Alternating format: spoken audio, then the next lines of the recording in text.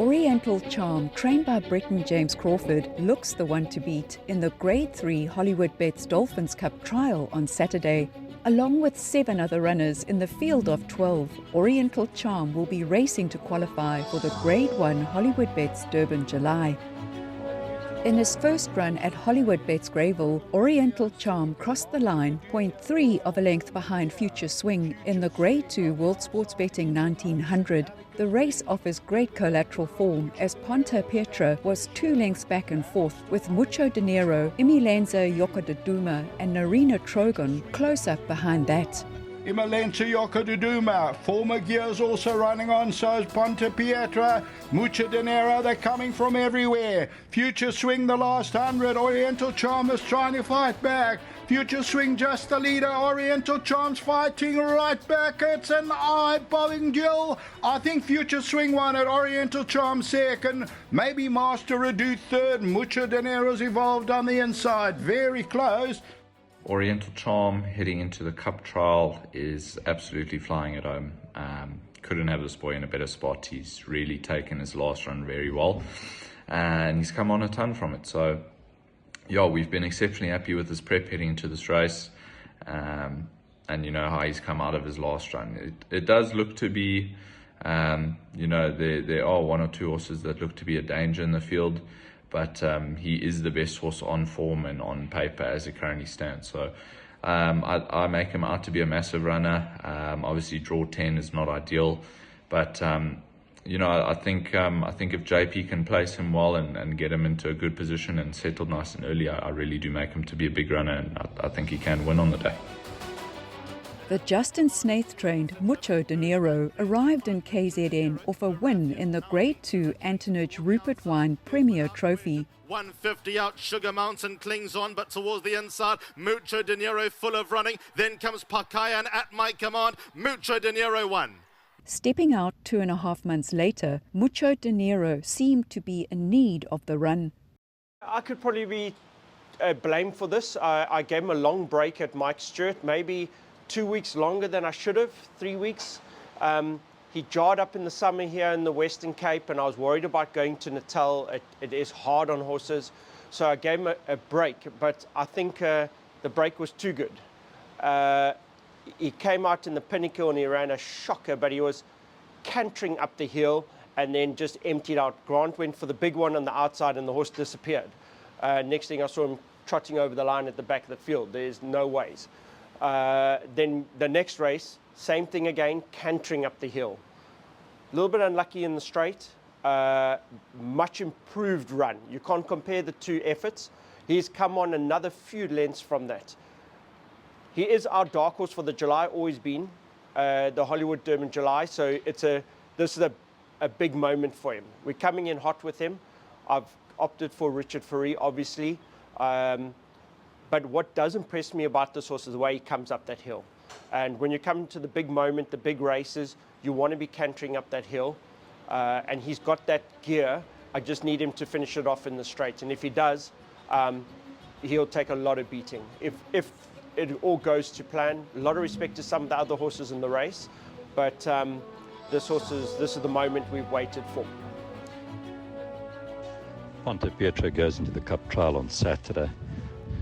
Looking at the race, a very competitive race, but he's doing exceptionally well, and I thought his last run was a very, very good performance. Things didn't quite work out during the running of the race for him, but Serino knows him well now, and he's nicely drawn. He did good work his last run, and put a compression hood and earmuffs on him, which I think has made him settle down. But he's doing exceptionally well. Very competitive race, but he's drawn 2, and I think this horse is going to run a big race on Saturday. He looks exceptionally well. He's got great potential when he puts his whole act together. We have obviously left him in for the July, and hopefully we can pull this race off on Saturday. He has loads of ability and he's doing exceptionally well. We look forward to Saturday's run. Imilenza Yokoduduma was asked to do a bit much last time out. In the 1900, he was drawn poorly and we opted to take our medicine from the bad draw, and he just had too much ground to make up. He ran on very well, but from a better draw, and hopefully we're able to place him a little bit more prominently, we feel that there's improvement to come from him. He's in a very good space, and we do expect him to make his presence felt. The first of Sean Terry's coupling, Jordan, won a progress plate over 1,800 metres at Turfentine last time out. He crossed the line 2.5 lengths ahead of Barbaresco. As they come to the last 200, it's Jordan, Scarlet Pimpernel still right there, William Arnarm. On the far side is Pyromaniac, but Jordan now explodes into action and pulls away to win. Second will go to Barbaresco, then came William Arnarm in third, Pyromaniac fourth. Jordan's last run was very encouraging. Barbaresco came out in the Daily News and ran a very good race. We have a lot to do at the weights. However, he is by Silvano. He's an improving 3-year-old. And if the race works out for him, I believe he should be thereabouts. Mike de Kock's graded stakes place gelding, Shoemaker, won his penultimate over 1,800 metres at Turfentine in March.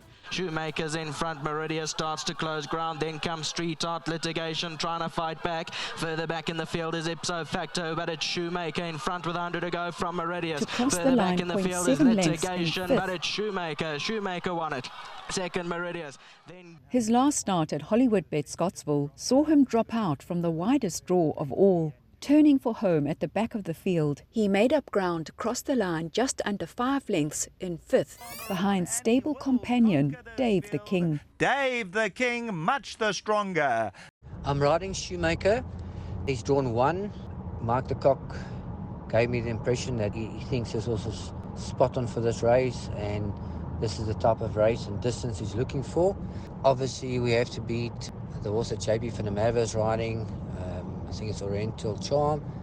He ran a close-up third against top horses, and he's already nominated for the July. He's in the betting, so I think we're going to have to try and beat JP, but we can run the place.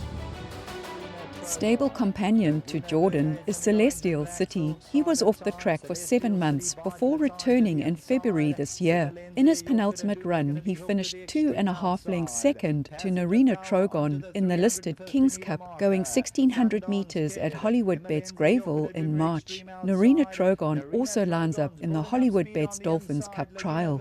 Celestial City's trying to run on.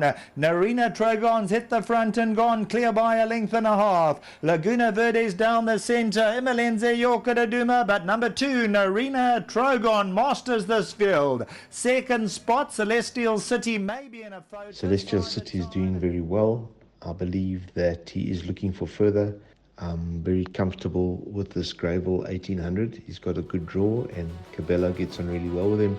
Although we're not that well weighted, I am expecting a very good showing. 12 runners go to post in the Grade 3 Hollywoodbets Dolphins Cup trial. It's carded as race 5 and goes off at 14:05. We have liftoff from the 2,200 metre marker.